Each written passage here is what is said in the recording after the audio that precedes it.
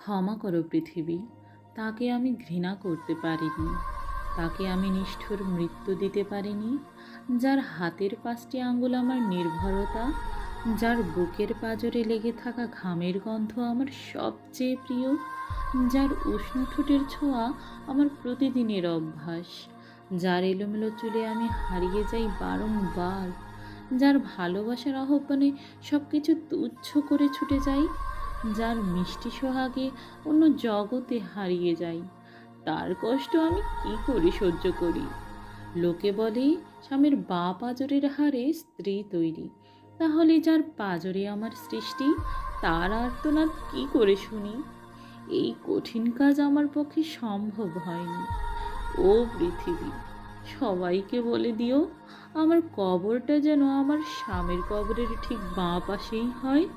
আমি তাকে ভালোবাসি, যেমন সত্য চন্দ্র সূর্য তেমন সত্য আমি তাকে ভালোবাসি।